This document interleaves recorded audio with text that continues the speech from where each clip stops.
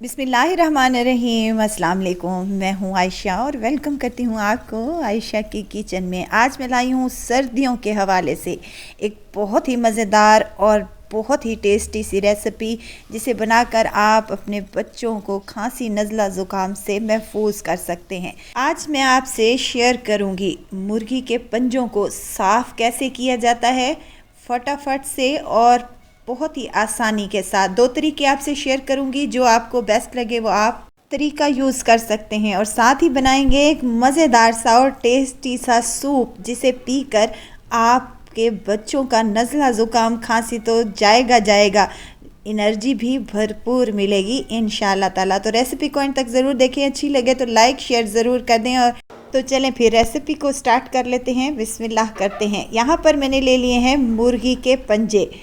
जब हम इनको परचेज़ करते हैं ये तो बहुत ही गंदे होते हैं। सबसे पहले तो आपने इनको अच्छे से वॉश कर लेना है और वॉश करने के बाद इनको रखना है साइड पर।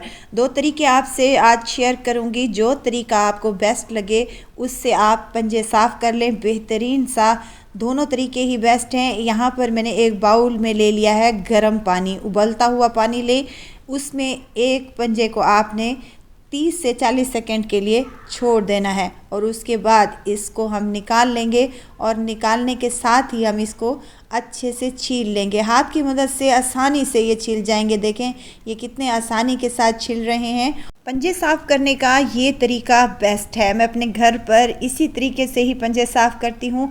ये आपको दिखाने के लिए मैंने गर्म पानी बाउल में शामिल कर दिया है, नहीं तो मैं किसी भी वेस्टेड पतीली, यानी कि जो इस्तेमाल नहीं होती पतीली, उसमें मैं पानी गर्म करके ही रखती हूँ और हल्का सा फ्लेम को ऑन कर लेती हूँ। और जब तक ये बनते हैं तो पानी हमारा गर्म रहता है।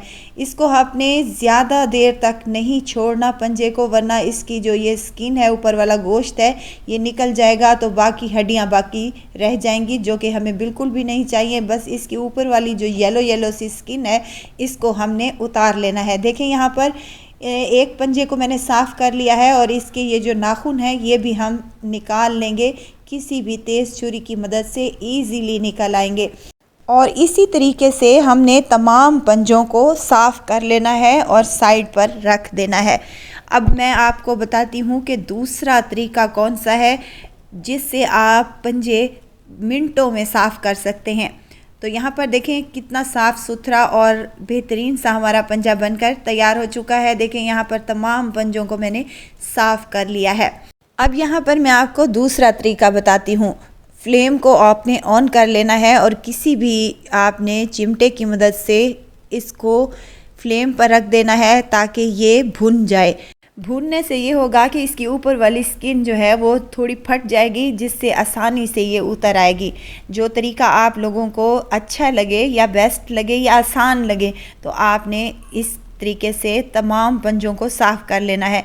किसी भी तेज़ छुरी की मदद से आपने इसको हल्का हल्का सा रब करना है और हाथ की मदद से इसको आपने क्या करना है, इसका ऊपर वाली स्किन उतार लेनी है। इजीली उतर आएगी। तो यहाँ पर अगर वीडियो आपको अच्छी लग रही है तो लाइक करें, सब्सक्राइब करें और साथ में बेल आइकन के बटन को भी ज़रूर प्रेस कर दिया करें, ताकि मेरी हर नई आने वाली वीडियो आप तक पहुँचती रहे। पंजों को साफ़ करने के बाद 2 दफ़ा फिर से इसको अच्छे से वॉश करना है। अब यहाँ पर मैंने एक ले लिया है प्रेशर कुकर, जिसमें मैंने तमाम पंजे शामिल कर दिए हैं और इसमें डालूंगी 2 से 2.5 लीटर के करीब पानी, या जितना आपने सूप तैयार करना है उस हिसाब से आप पानी कम या ज़्यादा कर सकते हैं। पानी गलने में भी वेस्ट होगा, तो इसलिए मैंने यहाँ पर 2.5 लीटर पानी शामिल किया है। इसमें डालूंगी आधा मीडियम साइज़ का एक प्याज, जिसको मैंने बड़े टुकड़ों में काट लिया है। अदरक और लहसुन का पेस्ट था मेरे पास, नहीं तो साबित है तो आपके पास आपने साबित शामिल कर लेना है। नमक शामिल किया है 1 टेबल स्पून भरकर, और इसको मज़ीद खुशबूदार बनाने के लिए कुछ खड़े मिसाले भी शामिल करूँगी, जिसमें 2 बड़ी इलायचियाँ, दालचीनी, साबित काली मिर्च है, सफ़ेद ज़ीरा है साबित, और एक दरमियाना साइज़ का तेज़ पत्ता शामिल किया है। इसमें थोड़ी सी हमक होती है, यानी कि इसमें स्मेल होती है, तो आपने इसको दूर करने के लिए खड़े मिसाले लाजमी शामिल करने हैं। कवर लगा देंगे और इसको तकरीबन 20 से 25 मिनट तक हमने कुक कर लेना है। 20 से 25 मिनट के बाद इसका कवर उतारा है तो देखिए माशाल्लाह से हमारी यखनी तैयार हो चुकी है, बेहद मज़ेदार और टेस्टी सी। इसको हम छान लेंगे यखनी को, ताकि जो हमारे एक्स्ट्रा मिसाले हमने शामिल किए थे इनकी खुशबू इस यखनी में आ चुकी है। अब इनका कोई काम नहीं है तो इनको हमने वेस्ट कर लेना है। मज़ेदार सी यखनी हमारी यहाँ पर तैयार हो चुकी है। गर्मा गर्म यखनी सर्दी में अगर मिल जाए तो क्या ही बात है। बहुत ही टेस्टी, बहुत ही मज़ेदार और बहुत ही फ़ायदों का मजमुआ ये यखनी बनकर तैयार हो चुकी है।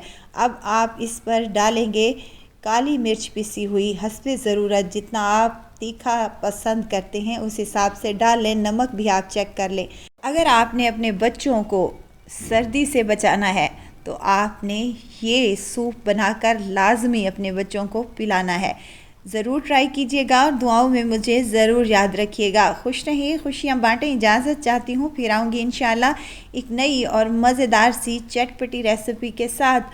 आयशा को दीजिए इजाज़त। अपना बहुत सारा ख्याल रखिएगा, दुआओं में मुझे याद रखिएगा। अल्लाह हाफिज़।